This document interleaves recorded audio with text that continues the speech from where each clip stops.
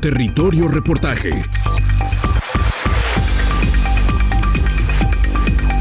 Porque todos tenemos una historia que contar. Con el periodista Agustín del Castillo.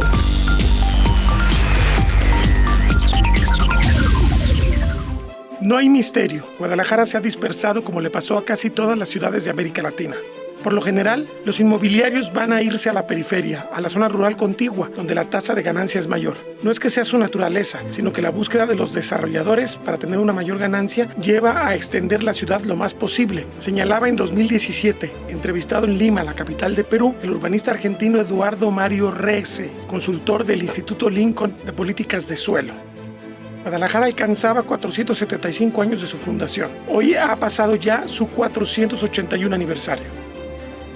Entonces, ¿la zona de frontera es la de mayor ganancia en comparación con la tierra urbanizada? Le preguntó Territorio Reportaje. Contestó, absolutamente. Siempre la franja rural urbana, una franja difícil de definir, es donde la tasa de ganancia es muy alta. Pero allí no acaba. En la medida que la ciudad se expande, todos los precios del interior empiezan a crecer. Ese es el efecto. La ciudad va creciendo y van cambiando las relaciones entre los lotes y los centros valiosos, como son las avenidas. ¿Eso explica el enorme poder político que tienen los grupos inmobiliarios?, le preguntamos. Claro, tienen un poder enorme. Primero, porque tienen una ganancia muy alta. Segundo, para ponerlo en una frase corta pero contundente, el que maneja el suelo maneja la ciudad. Y si el mercado te controla el suelo, te va a controlar hacia dónde va a crecer la ciudad. En nuestras ciudades cada vez es más difícil hacer política profesional porque requiere de mucho dinero. Si el sector inmobiliario lo pone, ¿esto no pervierte más este problema?, se le hizo la tercera pregunta. Sin duda, pero no está solo ligado al mercado inmobiliario, sino además al tema del financiamiento político. Se tiene que ser más transparente en América Latina en este asunto. Su colega Martín Smolka, de origen brasileño, también presente en la conversación, refería: el multiplicador urbano, es decir, la relación entre el precio por metro cuadrado de la tierra designada para usos urbanos con su valor anterior de uso rural agrícola en el borde urbano, está generalmente por encima de 4:1. Hay casos de ciudades como Quito, Ecuador, o Río de Janeiro, Brasil, en que la relación se va 5:1 y 6:1 respectivamente. El modelo, pese a ser acusadamente desventajoso, no es visto como una miopía por parte del sector público, que es el que lo hace posible y lo potencia, advierte. Es una forma de relacionarse con el sector privado. Hoy en día los propietarios del suelo son muy poderosos. Entonces los desarrolladores tienen intereses muy fuertes y mucha influencia en la elaboración de las leyes, en los congresos, en los consejos de desarrollo. Así es difícil que el poder público ponga en vigor una serie de instrumentos que recuperen esa valorización del suelo que es debida a la colectividad, la creación de infraestructura y no de cada uno de los dueños de los terrenos, agregaba el brasileño. De lo que sí habla el urbanista es de oportunidades perdidas. En cuanto a la captura de esa plusvalía para el bien colectivo, en cada proyecto que se aprueba, sin cuidado, sin una legislación, sin tener los instrumentos de captura, son oportunidades perdidas. Ya después que se construye la gran torre sin pagar ninguna compensación por los impactos que va a tener en toda la ciudad, o se abre el fraccionamiento que la va a extender, ahí se fue una oportunidad. En su manual Implementación de la recuperación de plusvalías en América Latina, publicado también por el Instituto Lincoln, Smolka apunta: la provisión local de inversiones en infraestructura y servicios urbanos crea las condiciones para viabilizar 3 tipos de efectos en los usos de suelo: cambio de uso, mayor densidad, ocupación o edificabilidad, regulaciones de zonificación, los cuales constituyen importantes fuentes de ganancias extraordinarias para los propietarios bien ubicados. Permitir mayores densidades, edificabilidad o cambios de zonificación de uso residencial a comercial, se generan enormes incrementos de valor, aunque usualmente menores en términos relativos comparados con el cambio de suelo rural urbano en lugares donde el valor de base es bajo. Esta es la presentación de un tema que es fundamental para el área metropolitana de Guadalajara. Territorio Reportaje entrega, a partir de este programa, una serie de entrevistas con expertos que tienen caracterizada la expansión de la ciudad y sus desafíos. La entrevista de hoy es con el urbanista Francisco Pérez Arellano, consultor en la materia y exfuncionario de las áreas de planeación del Estado. Todo arranca con la caracterización del problema. La dispersión urbana es fundamentalmente el crecimiento de zonas urbanas, principalmente de vivienda, en forma alejada de la mancha urbana, en forma desordenada y carentes de los servicios y la infraestructura y el equipamiento adecuados. Esta dispersión urbana es, desde el punto de vista ambiental, insostenible porque consume más recursos naturales, contamina más por los traslados del transporte y requiere mayor consumo de energía. Es, desde el punto de vista social, inequitativo porque a los grupos de menos recursos los envía más lejos de la mancha urbana, alejados de los servicios, del equipamiento y de las fuentes de empleo. Y es económicamente inconveniente porque a mayor territorio los gobiernos tienen mayor costo para administrarlo, para el suministro de servicios, redes, etcétera, etcétera, etcétera. Entonces, ambientalmente insostenible, socialmente inequitativa y económicamente ineficiente. Ahora, ¿cómo se ha dado la dispersión urbana en Guadalajara? De manera muy similar a como se ha dado en todo el país e inclusive en otras partes del mundo. Hay que recordar que ya en 1982 hubo un plan de zona conurbada de Guadalajara que pretendía compactar la ciudad y llevar la densidad de los 60 habitantes por hectárea que tenía en esa época a 120 habitantes por hectárea. Como bien sabemos, este plan no solamente no se cumplió a cabalidad, sino que fue rápidamente rebasado porque todavía en esa época persistía el boom de la inmigración de áreas rurales o de pequeños poblaciones hacia la zona metropolitana, entonces zona conurbada de Guadalajara. Posteriormente, en 1983, se dio las reformas constitucionales, principalmente al artículo 115 constitucional, que le daba autonomía a los municipios para administrar el desarrollo urbano. Pero que, sin embargo, agarró a los municipios totalmente desprovistos del conocimiento y de los instrumentos para administrar el desarrollo urbano. Posteriormente, en 1988, el Estado pues prácticamente abandonó la rectoría del desarrollo urbano y lo dejó a merced de las fuerzas del mercado inmobiliario. Un par de años después, en 1990 más o menos, el Infonavit dejó de planificar los desarrollos de vivienda y se convirtió solamente en una institución financiera. Por lo tanto, entonces dejó la rectoría del desarrollo urbano prácticamente en manos de los desarrolladores, que si bien así hicieron su trabajo de construir vivienda, bueno, esta no necesariamente la construyeron ni en los lugares apropiados ni en la forma adecuada. ¿Por qué? Porque los promotores pugnaron por adquirir suelo barato, y evidentemente el suelo barato pues estaba en donde los planes de desarrollo urbano decían que no era suelo apto para vivienda. Ellos compraban ahí el suelo, luego convencían a los municipios de cambiar los planes de desarrollo urbano, quienes, como ya tenían autonomía municipal, pues los cambiaban a la manera como les convenía más a ellos y a los desarrollos inmobiliarios, y esto fue lo que generó una espiral de dispersión urbana, puesto que una vez que se adquiría esa tierra y se urbanizaba, todo lo alrededor se volvía a encarecer y cada vez la dispersión se fue yendo más lejos. Acá en Jalisco, en 1996, la CDUR presentó un plan en aquella época de zona conurbada de Guadalajara para justamente contener esta dispersión que, como ya digo, desde años antes se vislumbraba que venía muy fuerte. Sin embargo, en el seno del entonces Consejo Estatal de Desarrollo Urbano, las fuerzas empresariales se opusieron a este plan y durante todo ese sexenio, hasta el año 2000, estuvimos modificando, adecuando la propuesta para que pudiera ser aprobada y sin embargo nunca fue aprobada. Posteriormente, en el 2004, la misma CDUR, ya en un gobierno estatal diferente, realizó una propuesta de prospectiva metropolitana.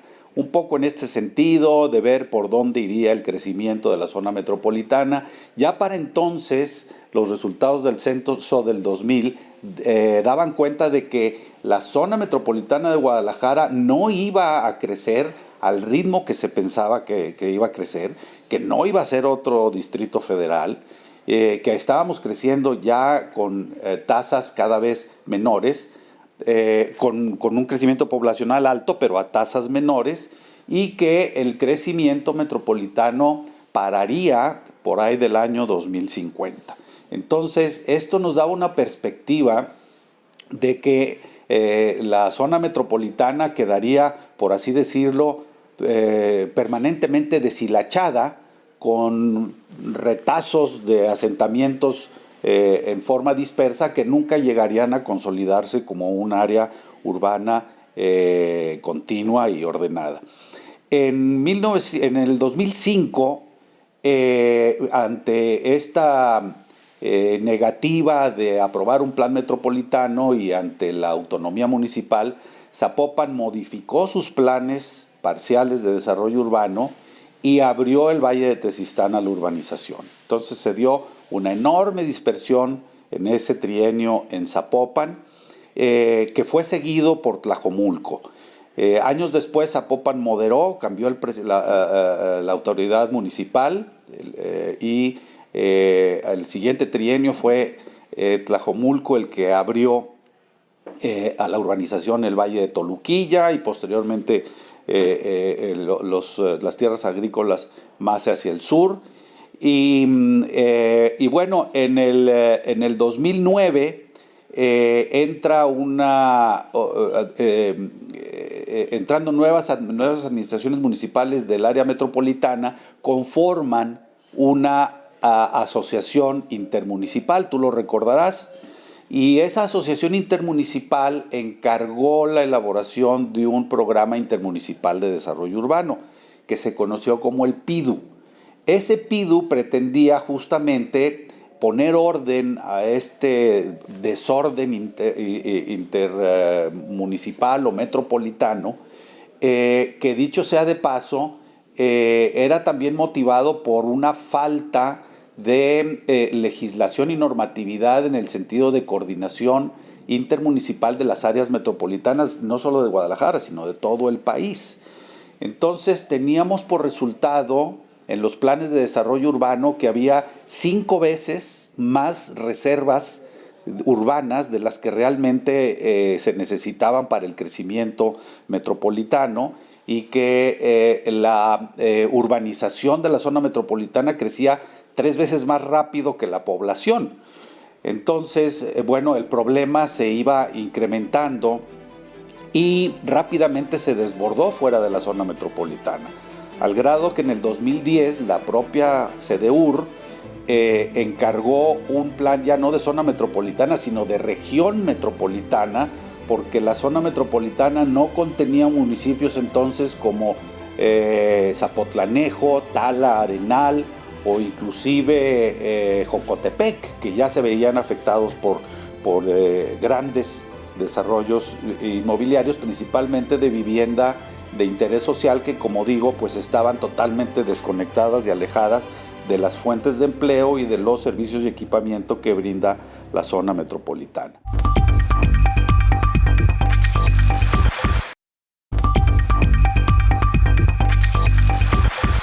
El abandono de la regulación estatal tendría consecuencias graves para la ciudad y su forma de crecer. Hoy cambian tendencias, pero sigue el desorden. El problema es el alto valor del suelo y el modo en que el sector privado ha secuestrado en su beneficio las plusvalías. Entonces el mercado inmobiliario, de manera natural, pues volteó de nueva cuenta hacia el interior del área urbana y empezaron a surgir en forma desordenada y desregulada las torres de vivienda, perturbando los barrios y las colonias de vivienda unifamiliar. Para entonces, el IMEPLAN, apoyado con muchos de estos instrumentos o ejercicios que se habían realizado y que ya te mencioné, tomando en cuenta algunas de las sugerencias, elaboró el programa de Ordenamiento Metropolitano, el POTMET, que fue instalado en el 2016, que fue decretado y publicado en el 2016. Y bueno, más vale tarde que nunca, pero después del niño ahogado, pues vino a promoverse el freno de la dispersión urbana. Como digo, más vale tarde que nunca. Sin embargo, en este momento, ni los gobiernos estatal, ni municipales, ni federal han logrado detener totalmente la dispersión urbana, ni tampoco, que es lo más importante, han logrado conducir adecuadamente la compactación y la densificación adecuada de las ciudades. Ahora bien, ¿cuáles han sido en este proceso las principales causas del problema? Evidentemente, la principal causa del problema es la falta de posibilidades de los gobiernos de ofertar suelo a precios accesibles para principalmente los sectores de menos recursos, que son los que acaban yéndose a las áreas periféricas. Evidentemente, este es un tema difícil cuando uno maneja las reglas del mercado, pero no se trata de ir contra las reglas del mercado, se trata de entenderlas y de formar parte del mercado inmobiliario en forma proactiva. Se trata, el desarrollo urbano es un enorme generador de riqueza, enorme generador de plusvalías, pero estas plusvalías se van al bolsillo de los dueños de los terrenos o de los desarrolladores inmobiliarios, que no necesariamente de los desarrolladores de vivienda. En muchos casos es la misma entidad, pero es diferente desarrollar vivienda, que actualmente te podría decir que se hace con márgenes de utilidad relativamente reducidos, a desarrollar suelo, que ahí es donde vienen las grandes ganancias justamente por el plusvalor que da el desarrollo urbano. Simplemente el decretar un plan de desarrollo urbano y cambiarle el uso del suelo a un terreno lo puede multiplicar por 2, por 3 o por 10 veces su valor. Y ese valor no redunda en beneficio de la ciudad, cosa que debiera. Ya algunos intentos se están haciendo, como en Guadalajara con el ICUS o como en Zapopan con el CUSMAX, dándole posibilidades a los desarrolladores de incrementar el coeficiente de utilización del suelo pagando ciertas cantidades. Pero debiera de incidir los gobiernos y debieran de incidir más en su participación en el mercado inmobiliario, porque el suelo es la materia prima del desarrollo urbano. De manera que si quieres hacer pastel y no tienes harina, pues entonces por muy bien que te quede la receta, no vas a llegar a ningún lado. Entonces es necesario que los gobiernos participen más de la manera que sea más adecuada en no solamente la planificación, sino la gestión y promoción del desarrollo urbano. Ahora, falta también instrumentos que hagan que la música suene, porque la partitura puede estar muy bonita, pero si la orquesta no tiene instrumentos, pues la sinfonía no funciona. Entonces, podríamos decir que en México ha habido muchos y bastante buenos planes de desarrollo urbano, pero no ha habido los instrumentos adecuados para que estos se lleven a cabo. Entonces, ¿cuál sería la solución que podría darse a esta problemática? Primero, hacer una verdadera estrategia de compactación urbana. Me refiero no solamente a hacer planos de colores que digan aquí va a ir tal densidad y acá va a ir tal otra, sino realmente hacer una estrategia de cómo lograr que las zonas urbanas realmente se compacten y se densifiquen adecuadamente. Desde luego, primero, ocupar los lotes baldíos, que son muchos, que están desocupados. ¿Por qué están desocupados? Pues porque están intestados o porque tienen algún problema jurídico o porque son muy caros y nadie los compra. En fin, habría que hacer una campaña de promoción para que estos lotes baldíos se ocupen con vivienda de la densidad que deba ser en cada uno de las áreas urbanas. Ya con esto estaríamos incrementando la densidad, es decir, el número de viviendas por hectárea.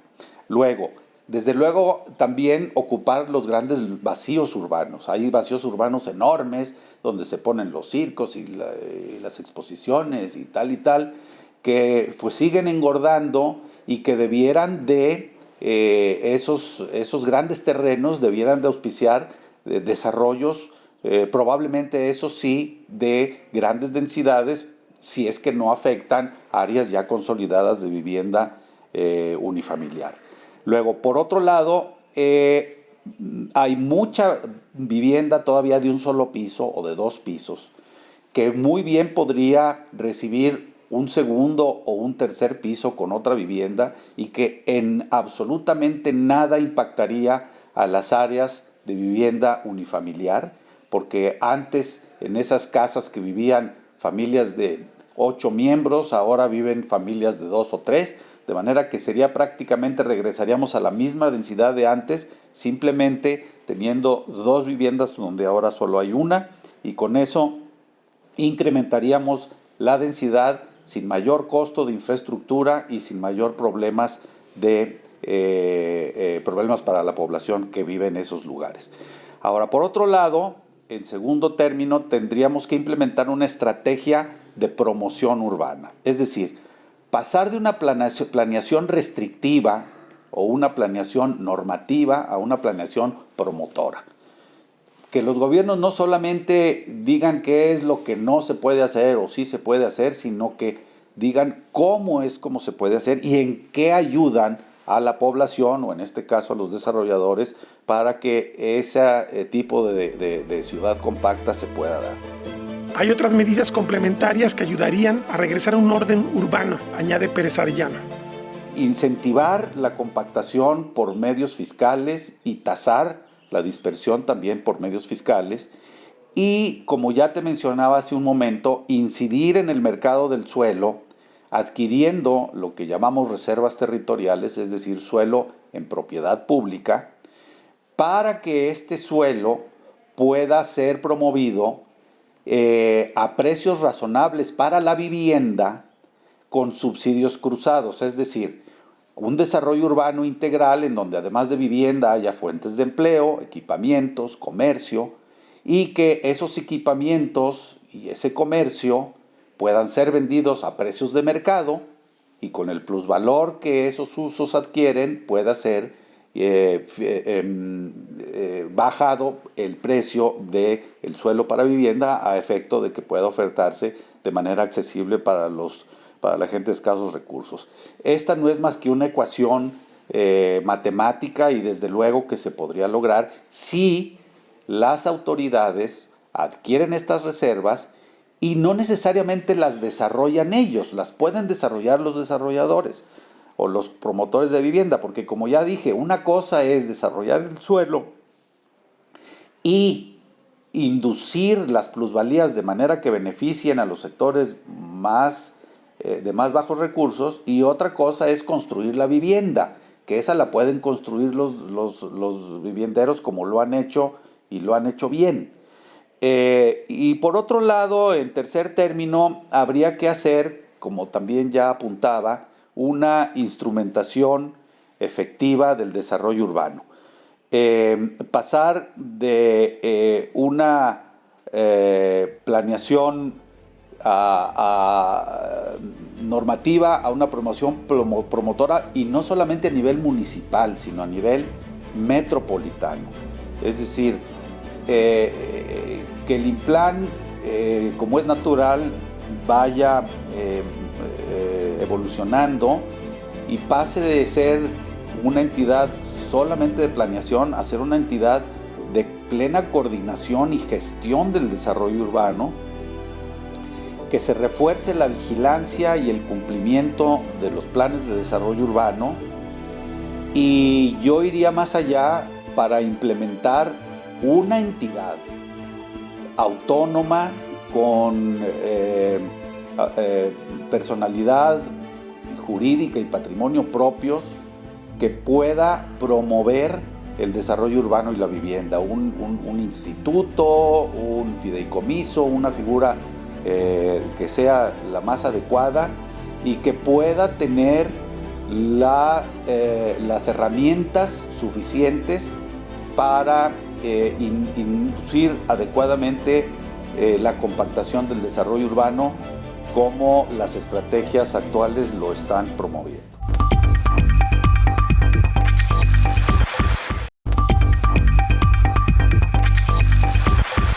La expansión desordenada propiciada por autoridades locales sumisas al poder inmobiliario ha dejado territorios urbanizados que en algunos casos ya se abandonaron y en otros prevalecen de forma precaria. ¿Tienen futuro? Habría que ponerse de acuerdo en el plan metropolitano y gestionarlo, lo general a nivel metropolitano, e implementar lo particular en cada uno de los territorios municipales. Y no solamente en términos de la dispersión urbana, en términos del desarrollo urbano en general. Es decir, es lógico que no suena razonable que todos los municipios del área metropolitana, todos sean al mismo tiempo industriales, comerciales, turísticos, educativos, que todos tengan de todo. Es decir, es lógico que cada uno de los municipios tendrá una ventaja competitiva mayor para ciertas cosas. El aeropuerto pues tiene que estar en un municipio, las centrales de autobuses en otros municipios, la industria preferentemente en donde sea más adecuado ponerla, y así sucesivamente. Aunque con esto no quiero decir que haya que continuar la planeación de zonificación de usos del suelo diferenciados. Cada vez tenemos que tender por mayor mixtura de usos del suelo. Lo que quiero decir es que las funciones principales de la ciudad hay que ubicarlas en donde el territorio tenga mayores beneficios para su desarrollo. Esto hace que una ciudad sea más competitiva, sea más eficiente, sea más fuerte en todos sentidos. Entonces, mientras que mejor se logre esta coordinación metropolitana, desde luego con la rectoría del ente de coordinación metropolitana, a nivel no solo de ordenamiento territorial, sino de una perspectiva más integral, más pronto irán avanzando los municipios en acostumbrarse a esta coordinación intermunicipal. Usted comentaba que en el 82, 83 se pensaba que lo ideal era 120 habitantes por hectárea, es lo que se pensó en su momento. Así es. Ya estaba la ciudad dispersándose. Con todo esto que pasó, con todo este fenómeno de explosión urbana hacia afuera, no generamos ya un traje demasiado grande que deberíamos primero consolidar antes de pensar en nuevos desarrollos. O sea, estamos con un fenómeno de vivienda sola muy fuerte, que yo no sé ahí qué debe hacerse con la vivienda sola. ¿Vamos a regresar ahí? O podemos pensar también que hay lugares que no se debieron desarrollar y que habría que regresar al periodo anterior, antes de que fueran pues integrados a la ciudad. Sí, bueno, efectivamente estas áreas dispersas no debieron de haberse desarrollado y se desarrollaron por las causas que ya mencioné. Pero una vez que ya están ahí, habrá diversos tipos de situaciones. Es probable que llegue a haber, o que ya haya, desarrollos totalmente abandonados, sí. Desarrollos fantasma, y que pues eventualmente van a quedar ahí, serán demolidos, no lo sé. Habrá otros que estén a medio consolidar y que vayan a seguir viviendo una situación desfavorable durante muchos años, y en esos habría que promover que se les dote en la periferia o dentro de estos desarrollos no solo de los equipamientos necesarios, sino también de fuentes de empleo que puedan hacer que esa gente pues viva lo más autosuficiente posible, como si fueran pequeños asentamientos rurales, por así decirlo. Habría que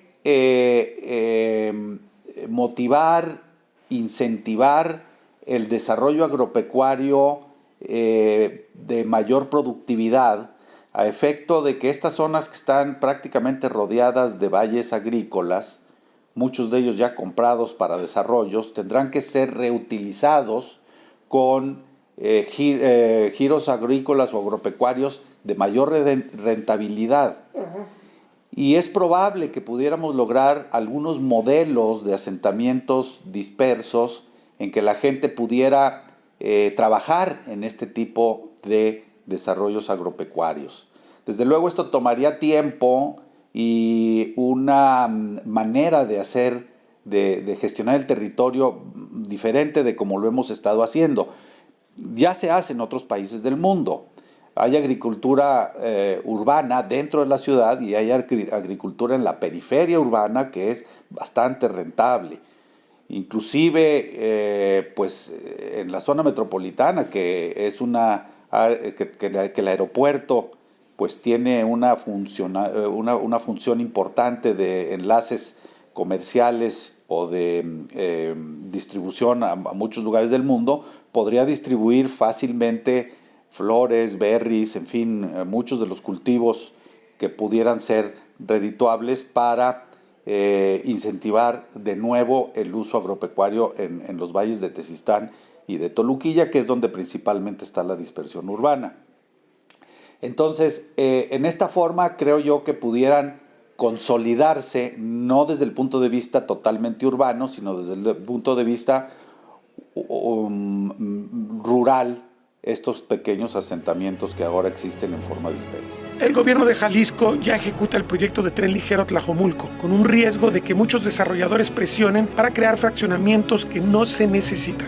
Y evidentemente, pues, creo que la gente que ahí vive sí necesita servicios de primera calidad, pero también como hay muchas de estos vacíos urbanos, de estas zonas dispersas, uno también pensaría que más de algún propietario estaría frotándose las manos para decir, eso le va a dar viabilidad a mi inversión y la plusvalía nuevamente la está poniendo el dinero público para generar desarrollos privados. ¿Cómo logramos evitar que este tipo de perversiones, por decirlo de algún modo, se sigan dando? Sí, bueno, es evidente que muchísimos desarrolladores inmobiliarios compraron tierras muy baratas en áreas agrícolas que no tenían visos de ser urbanas y que seguramente pues se quedaron ahí con un banco de tierra bastante importante y que pues han tratado y seguirán tratando de urbanizar y que por lo tanto ejercen una presión fuerte, sin duda ninguna. Y probablemente podríamos decir que aunque sea inconveniente, están ellos en su derecho de presionar en ese sentido. Igual como hay otros sectores, entre otros los ecologistas, que presionan en el sentido contrario. Y así es como se da la evolución de la sociedad, entre intereses encontrados que, bueno, pues van fluctuando de un lado al otro, la famosa teoría del péndulo, y bueno, así es como se dio el problema de dispersión del cual estamos hablando. Y así ha sido toda la historia de la humanidad, vamos para un lado y vamos para el otro. Entonces, yo considero que el péndulo ahora va en el sentido de la ciudad compacta y creo que va a seguir yendo durante muchos años. Creo que va a ser muy difícil que vuelva a darse en Guadalajara una dispersión tan grande, fundamentalmente porque la tasa de crecimiento va a seguir disminuyendo, es decir, no va a haber suficiente mercado para que compre tanta tierra afuera. Aunque ahora con la pandemia y con la evolución del trabajo en casa, pues es más fácil que la gente trabaje lejos de la ciudad porque trabaja en línea. Para esos sectores va a ser relativamente fácil vivir fuera de la ciudad porque no van a tenerse que trasladar, siempre y cuando tengan los satisfactores de los que ya mencionamos. Que tampoco sería muy difícil porque el mercado se va a ir encargando poco a poco de acercárselos.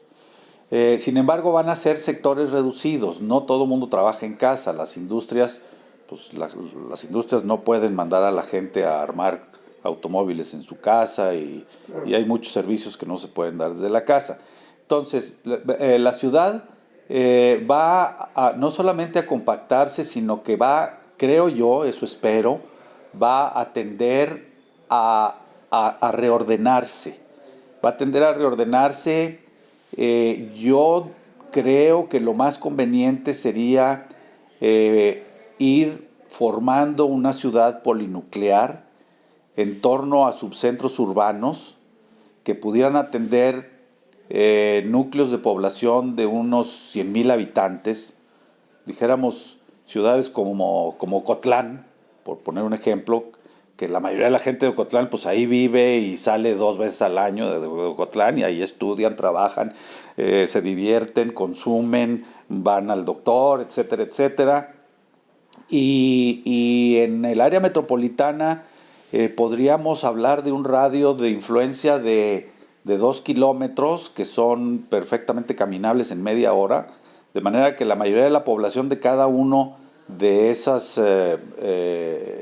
células urbanas pudiera no salir de su distrito pues en toda la semana, dijéramos, o andar o trasladarse caminando o en bicicleta.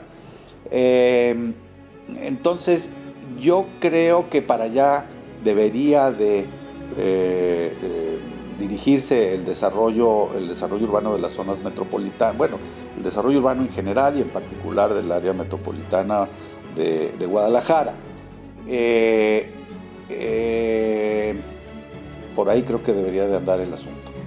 Sí, porque si uno se pone a hacer cuentas, quizás ande como en 75,000 hectáreas más o menos la superficie de la ciudad, de acuerdo a los datos, por lo menos que he visto de Imeplan. Sí, la verdad no tengo el dato últimamente, pero seguramente la densidad habrá bajado de 60 a 45 habitantes por hectárea. Entonces tenemos una gran oportunidad al densificar de estar varios años en realidad dedicándonos a mejorar la calidad de vida de todas esas periferias dispersas antes de pensar que la ciudad requeriría realmente otro proceso de expansión, ¿no? Como ya mencioné, a menos que ocurra algo que en este momento no está vislumbrado, una inmigración masiva a la zona metropolitana.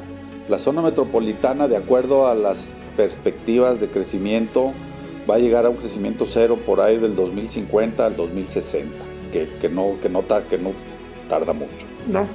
Y si pugnamos por una ciudad compacta, te puedo decir que simplemente con llenar los huecos que hay en la ciudad, hay suficiente espacio para cuando la ciudad o el área metropolitana llegue a crecimiento cero.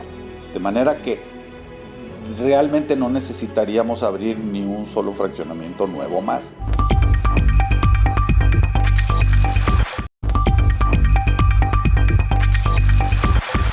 Uno de los problemas es que Guadalajara ha contado con instrumentos poco flexibles. Necesitamos aprender de experiencias ajenas, sostiene Pérez Arellano. Insisto, no solamente se trata de hacer vivienda, se trata de hacer ciudad, con todo lo que la vivienda requiere. Porque el Infonavit, yo algún día le dije a un desarrollador, oye, ¿por qué haces lotes pequeñitos en las avenidas? Pues porque yo me dedico a hacer vivienda, pero ¿por qué no los dejas para equipamiento y comercio? Pues porque el Infonavit no da créditos para equipamiento y comercio. Por lo tanto, entonces, ese es el problema. Los instrumentos de producción de la ciudad han sido los equivocados. Y mientras no tengamos los instrumentos adecuados, no vamos a producir una ciudad conveniente. Sí, claro. Yo no sé si esté de acuerdo con el dato. Yo recuerdo que en alguna publicación de Imeplan, previa incluso al POTMET, se hablaba de que habría como 20,000 lotes baldíos en la ciudad. Se me hace una cantidad muy grande y un espacio de oportunidad muy importante si es así, ¿no? Sí, mira, de nueva cuenta, más allá de la cantidad de los lotes baldíos, lo que sí te puedo asegurar es que ocupando los lotes baldíos unifamiliares con una vivienda y los grandes vacíos urbanos con desarrollados un poco más densos, habría suficiente espacio para acomodar al crecimiento poblacional de aquí a que la ciudad tenga un crecimiento cero dentro de la mancha urbana consolidada actual. Ahora, otro tema que es un problema muy grande. La ciudad de su superficie completa, estaba viendo un dato ayer en el portal de Inmeplan, apenas 1.25% son áreas verdes de un tamaño respetable, pues, o sea, grandes parques. ¿Cómo resolvemos también este tema si estamos hablando de hacer ciudad y muchas veces no pensamos en las áreas verdes? Bueno, ahí son varias aristas las que hay. Una es que no hay áreas verdes, pero sí hay terrenos de propiedad pública que pueden ser aprovechados para áreas verdes. Lo que no hay es recursos para hacer parques en los terrenos de propiedad municipal. Probablemente no hay ningún municipio en el mundo que tenga suficientes recursos para hacer todo lo que se necesita, pero sí hay municipios que tienen la creatividad para buscar formas de hacerlo. Entonces, todos hemos escuchado que hay ecologistas que pugnan por las áreas verdes y por sembrar arbolitos. Entonces, esos grupos de ecologistas debieran de acercarse con los municipios, solicitar en comodato algunos de esos terrenos y construir y mantener parques en esas áreas verdes. Debo decir, a lo mejor no es el tema que quieres, pero bueno, ya voy a hablar de otras cosas, que yo percibo que la gente interesada en el desarrollo ambiental de la zona metropolitana de Guadalajara tiene una visión muy selectiva. Son gentes que les interesa el desarrollo ambiental en ciertas áreas de la ciudad, pero no en toda la ciudad. Por ejemplo, hay mucha gente que le preocupa el tema del Bajío y de la Villa Panamericana porque consideran que afecta a la primavera. Pero nadie se preocupa de lo que pasa justamente del otro lado del Cerro del Coli, donde ahí sí hay asentamientos profundamente metidos en el área natural, en el decreto de área natural protegida, sí. Y nadie dice absolutamente nada. O por ejemplo, el área natural protegida de la Barranca es tan importante como la de la primavera y nadie se preocupa por lo que está pasando en la zona de la primavera. Es decir, los ecologistas parecen preocuparse por lo que sucede en las zonas de alto nivel económico y olvidan las zonas de bajo nivel económico. Pero volvemos al tema, el tema ambiental es tan importante que rebasa con mucho la agenda de los ecologistas, ¿no? Yo pienso que cualquier habitante de Guadalajara tenía que tener aspiraciones a tener una calidad de vida ambiental importante, ¿no? Sí, bueno, pero con esto lo que te quiero decir es que sí hay, no sé qué cantidad, pero me consta que hay muchos terrenos de propiedad pública, que incluso hasta los venden porque no hayan qué hacer con ellos, que podrían ser parques. Lo que pasa es que el gobierno o no tiene dinero o no le dedica el dinero para hacer parques. Y hay muchas posibilidades. Por ejemplo, en la zona que se inundó acá en Miramar, o el terreno este que estamos hablando del Coli, sí. Ahí todavía hay las riberas del arroyo que se inundó, todavía hay franjas anchas de terreno que no ha sido ocupado y que bien podrían ser corredores verdes muy importantes si los municipios organizaran a la gente para que siembre arbolitos en esas franjas y que se vayan constituyendo como parques lineales. Exacto. Y que además evitaría que los escurrimientos se vayan angostando. Exactamente. Porque si tú ves un plano o una fotografía aérea, lo natural es que los arroyos bajan de la primavera y se van haciendo anchos hasta que llegan a la barranca, en forma natural. Pero si tú ves la foto aérea de la ciudad, el escurrimiento se va haciendo chiquito, chiquito hasta que desaparece en un tubo de drenaje. Así es. Entonces por eso nos inundamos y por eso sucede todo lo que sucede. Justamente está tocando el otro tema importante, el tema del riesgo. Somos una ciudad que también gestionamos mal el riesgo y en vez de reducirse, yo veo las estadísticas que publican de repente la gente que hace investigación sobre riesgos, tenemos más puntos de inundación que hace 20 años, por ejemplo. O sea, es una ciudad que implica también más riesgos para sus habitantes. Por supuesto, y eso es lógico. ¿Por qué es lógico? Porque cada vez cae, vamos a suponer que cae la cantidad de agua, que como se viene el futuro con el cambio climático, sabrá Dios cuánta agua nos vaya a empezar a caer en el futuro. Sí. Pero bueno, vamos a suponer que cae la misma, pero ya el suelo no absorbe lo que antes absorbía porque está pavimentado, y además el escurrimiento es más rápido que antes por el mismo pavimento. Y esto hace, y ya no existen las conducciones naturales que antes existían. Entonces, evidentemente, conforme más crece la ciudad, pues más inundaciones va a haber. ¿Hasta cuándo? Hasta que no hagamos las obras necesarias para que esto se remedie. ¿Se puede? Sí se puede. Hay muchas ciudades que lo han hecho. ¿Qué es lo que hay que hacer? Pues hay que evitar que el agua llegue en tanta cantidad y tan rápido a los lugares de inundación, como reteniéndola. ¿Cómo se retiene? Con tanques de regulación, con pozos de absorción, obviamente en forma adecuada, con canalizaciones en forma que prevengan las inundaciones, y desde luego separando las aguas pluviales de los drenajes sanitarios. Incluso en muchas ciudades del mundo, y todos pensamos que eso es un sueño que no podemos tener en Guadalajara, pero muchas ciudades del mundo se han atrevido, incluso se habla mucho del caso de Seúl, reabrir sus ríos que estaban entubados. Yo no sé si esto sea utópico en el caso de Guadalajara, porque además reabrir un río tiene dos oportunidades: la oportunidad de evitar inundaciones, la oportunidad de generar también espacios de convivencia, áreas verdes y todo eso. Sí, a ver, sí es utópico para Guadalajara, pero no quiere decir que sea imposible. De hecho, las utopías son las que van generando la evolución de la humanidad. Entonces, ¿cuál es la diferencia entre Seúl y Guadalajara? La diferencia es que Seúl ha evolucionado más rápido que Guadalajara.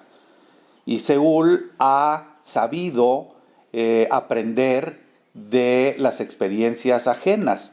Nosotros tenemos que toparnos contra pared para darnos cuenta de que efectivamente lo que estamos haciendo está mal hecho. Y hay sociedades que solamente así evolucionan.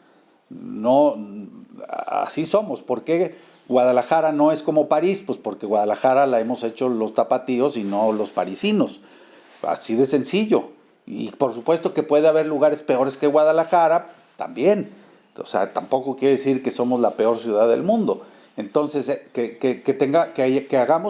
hayamos cometido muchos errores no quiere decir que no en algún momento podamos revertirlos, y que podamos en algún momento abrir la calzada de Independencia para que vuelva a ser un río, que también hay que decir, hay de ríos a ríos, porque pues, el río San Juan de Dios claro. nunca fue un río caudaloso. Entonces, pues también hay que darle a cada cosa su tamaño. Pero tenemos que aprender a ver también la naturaleza de un modo distinto. Aquí es una naturaleza distinta a la que nos tocó y no la hemos valorado, quizás porque no vemos ríos caudalosos ni riberas llenas de árboles densos, pues, y de repente lo despreciamos. O estos arroyos, como el que comentaba usted de la zona de Miramar, pues son arroyos que casi todo el año no traen agua, pero en la época de lluvias su función es muy clara. Por su anchura logran contener el agua y logran infiltrarla, y ese es un gran papel ambiental, ¿no? Sí, a ver, yo no digo que el cauce tenga que conservarse porque lleve agua siempre, no, el cauce tiene que conservarse porque tiene una función natural. Y el cauce, si se seca, pues se seca, y hay que plantar árboles que sean nativos y que no se sequen, que no haya necesidad de regarlos. Pero fíjese, ustedes estaban mencionando cosas que son al ojo quizás un poco pobres, pero tenemos una barranca espectacular y no la hemos querido proteger. No solamente no la hemos querido proteger, la ciudad le ha dado la espalda a la barranca. La barranca tiene un valor natural espectacular, es un corredor de biodiversidad fantástico, brinda servicios ambientales muy importantes, y aparte es una ventaja competitiva de Guadalajara desde el punto de vista paisajístico enorme. Hay muchas barrancas espectaculares en el mundo y hay muchas ciudades de 5 millones de habitantes, pero yo no conozco ninguna ciudad del mundo que tenga una barranca como la que tenemos al pie de una ciudad de 5 millones de habitantes y que pueda beneficiarse con una enorme cantidad de áreas verdes y de equipamientos culturales, de educación ambiental, turísticos. Se pueden generar enorme riqueza desde el punto de vista de atractivos para la población, incluso internacional, que puede venir ahí. Y no solamente no lo sabemos aprovechar, sino que es la zona más pobre, es la zona más contaminada y es la zona más olvidada. La ventaja ambiental de la ciudad es uno de sus valores más elevados, pese al deterioro. Las ciudades más exitosas del mundo son no las que compiten en todo, son las que compiten en las ventajas con las que mejor pueden competir, las que entienden cuáles son sus atributos únicos y los explotan. Uno de los atributos más importantes de Guadalajara es el medio natural. Guadalajara es una ciudad con un clima extraordinario, con un suelo muy fértil. El suelo de Guadalajara es una esponja, como bien sabes, que guarda la humedad todo el año. Por esa razón, lo que siembres aquí se da, y se da muy bien. Inclusive especies de fauna que no existían en el Valle de la Atemajac han prosperado y podríamos tener una gran cantidad de ecosistemas vivos que en otros lugares los ponen en invernaderos. Tenemos desde ecosistemas de humedal, por ejemplo, en todos los lechos de agua someros, como quizá el más grande, la laguna de la Presa del Ahogado en Guadalajara.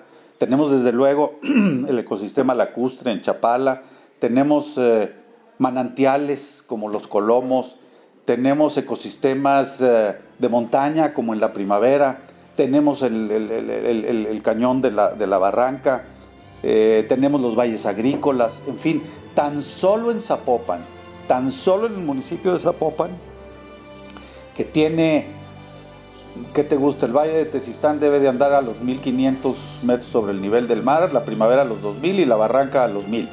Hay 1,000 metros, en términos generales, entre la parte más alta y más baja de Zapopan. Hay muchos países del mundo que no tienen esa diferencia de niveles sobre el nivel del mar, y eso le da solamente a un municipio una biodiversidad como pocos países del mundo la tienen. Territorio Reportaje. Porque todos tenemos una historia que contar. Con el periodista Agustín del Castillo.